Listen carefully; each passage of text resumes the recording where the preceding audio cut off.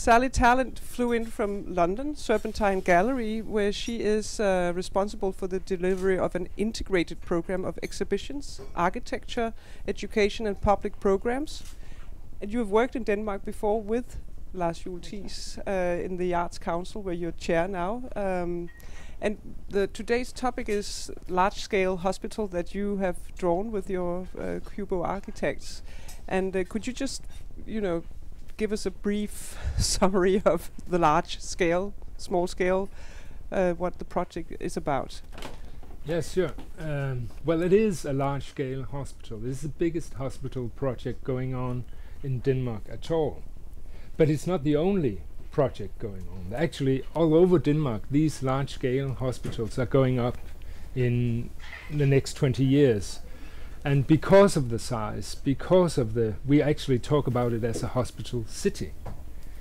Because of this magnitude, we have decided together with the Arts Foundation that it would be sensible to make some connection to the arts because it's a city. So it has also a cultural life, it has a social life in this large-scale hospital city. So we approached the foundation and found out it would be sensible to make an art strategy for this large-scale project. And through this whole process, doing the strategy, we have been at the same time designing the new hospital. It's actually formed in the image of the city, because how do you design such a large city, hospital city? Well, you have to make it to decentralize things, to form small squares, small quarters in a city. So we take the image of the city and put into this organism of the hospital setting. So you have all the qualities of the city. Also the diversity and the heights and also the continuity actually. But when we use this city image, we have a framework for designing. And it's very important for us that we have this image with us all the way during the designing of the Can you just give us an idea about how large the scale is? What are we talking about? Yes, it's the size of a Danish provincial city. Actually, exactly the size of Ribe, which we all in Denmark know. It's an old city in Denmark, but it's 9,000 inhabitants.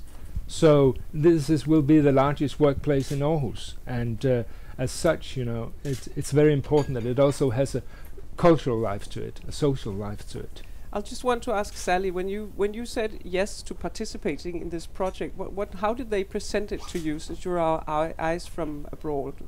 So say something about Denmark project.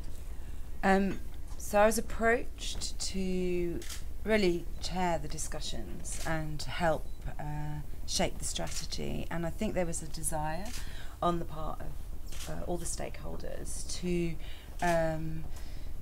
try and make this an international project, so that given the scale of the investment and given the scale of the infrastructure, how can this city resonate not only in its locality but also internationally and globally? And so is it possible that this can become a place that kind of functions in its own terms, but also like links not only into Aarhus and Denmark, but actually links to other cities in the way that cities operate? And I think sometimes it's very useful to bring a different approach. I mean, every culture has its own.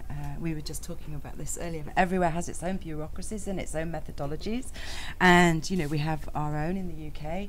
But I think it's quite interesting sometimes to put a different lens on a situation, and maybe I was able to ask questions that someone who is here all the time might not be able to ask. Certainly of the process, because I think there are ways that things are done here that I just didn't understand, and so I would just be like, why can't it be done like this? And it would be everybody else would be like, oh, you just don't understand. That's not how we do things here in Denmark. I'm sure we'll get back to how we do things, but I'm interested in also how do you think a hospital like a city? What is, I mean, when I think of a hospital, one of the existing hospitals in Denmark, it's just like a building, and you don't really want to go there unless you're having a baby. So what is the approach? Well, actually, one maybe take it for granted that a hospital is designed for the patient. But, you know, after all the rationalistic issues, after all the technical possibilities, after all the economical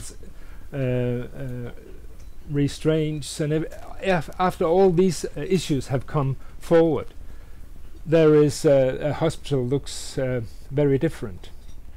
So you probably have to say that the hospital actually take the notion of the nurse. It actually nurses the patient, and in this, it's not only a house. It's a nurse that the physical environment is so important for the patient, and that's something we haven't really follow up upon, because our hospitals has become too rationalistic, too standard-like, and it doesn't function when you build these large-gauge hospital. They become sort of, it becomes an environment that you don't really like. You know, you have to take. When you come into a hospital, you sort of become a hospital. You have a certain attitude. You know how you come into a church, and suddenly you speak in another voice, and you move carefully, and the same kind of atmosphere you actually get when you come into these rationalistic hospitals. And you can't do that anymore. You have to change the direction and design it from a humanistic approach. I just wondered, we have some guests who just arrived. Can they come down for coffee and a little, you know, because I think if we swish up a little, I think you know, because it's maybe they swam here. Yeah, I know.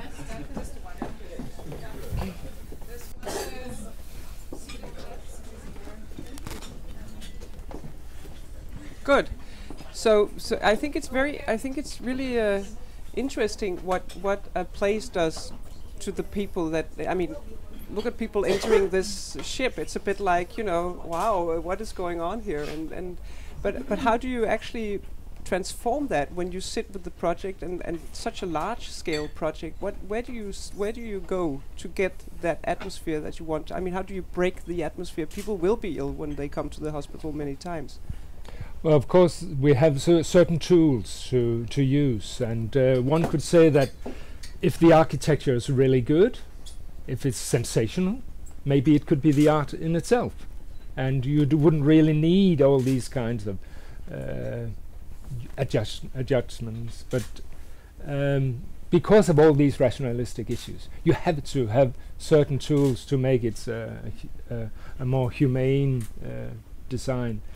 And a big thing these days is what we call evidence-based design, where you take all the notions of arts, the greenery, you have the acoustics, the sounds, and the conditions for the internal environment and everything. And you have all these tools to use when you design the hospital. And the arts is a very important issue. Sally, when you think art in hospital, I mean, it's kind of, it's not like art in the gallery or art in a museum. How do you, what is it that we want to see in a hospital of art and design?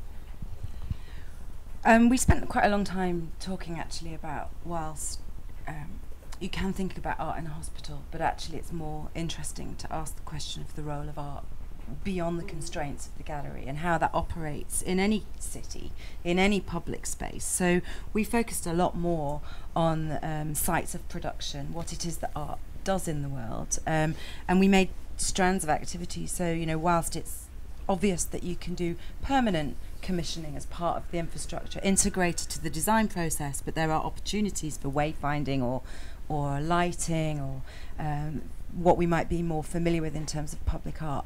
But then, you know, what art does in terms of research processes, how artists could collaborate with doctors, how it might be possible to do a series of talks like this, how it might be possible to expose a kind of process and thinking which challenges the medical model and prompts a kind of social model in terms of how communities operate. So our focus wasn't just on the palliative, let's say, elements and curative elements that art might offer, but really asking beyond the art market, what is the value of art and how does it play a role in our lives? Shouldn't it be that we ask the question of how does art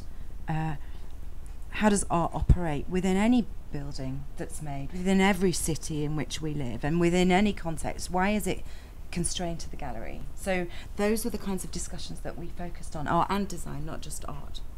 We have had a discussion about the difference between art and design. So, Sally, would you say something? Yeah.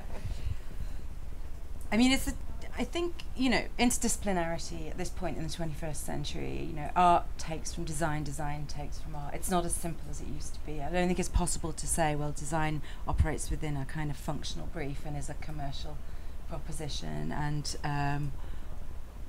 I mean, as an institution, actually, in the institution I work in, we've introduced a whole new design strand, and we do exhibitions of design as well as our exhibitions. So I think the blurring between art and design, or the work that artists and designers do, is a really interesting and rich area of research, and offers up maybe some answers to the question of how we might prompt intimacy in public space and new ways of both determining but also engaging with the world in which we live. And so I think of course they're different practices, and of course they emerge from different practices, but actually they've come together to ask actually some very similar questions, the same questions, don't you think? What did you find out in your discussion? Well, we didn't conclude really, but I think that the day of that discussion, it was art as the magnificent unnecessary, and design as something with a purpose, for instance. Was that not part of the conclusion? Yeah, but that was the old way of looking at it. Yeah. That was the old way of looking. Oh, I'm so old hat here. Will someone take over? But what do you think? No, but I think that, I mean, I think that they can be both, perhaps, but it's and many artists do go into the field of design, and I think it's very interesting. But of course, it might be a shift of paradigms, and I would be interested in asking you as an architect, because I mean, architecture, is that art, or is that it can be certainly yeah. when the conditions are there, it can be. And I've done a lot of different buildings, and I would say, for example, we've done a building for the Cancer Society in Aarhus, where Frank Gehry actually designed, and there's no need for art in this building, because the architecture is the art. But that was a very fortunate project with lots of money, and there was a lot of foundations that could support this project. But here we have a large-scale project that cost billions of kroner, and these projects are going on all over Denmark.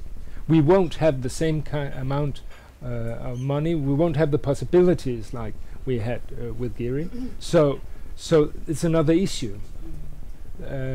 We will have to prioritize where should the art go in, and I don't see any distinctions either. I mean, where does art go with the architecture and design? I mean, these things cross over all the time, and maybe they're actually reinvented all the time, these limitations where art meets architecture and where it meets design. And so it's that's a very beautiful way of working, actually. Color is a very important issue, of course. We have beside we have an art strategy, we also have a wayfinding strategy for the whole hospital, so that you can come in a logical sense to the main entrance and find your place. And in this issue, colors plays a very important role, of course.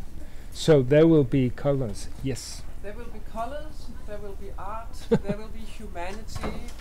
I don't think we'll even recognize it as a hospital. You want to go there? That would be stay there. We don't want that would be great. That would be great. Lars, Juel, Thiis, and Sally Tallant, thank you so much for coming. Thank you for coming out in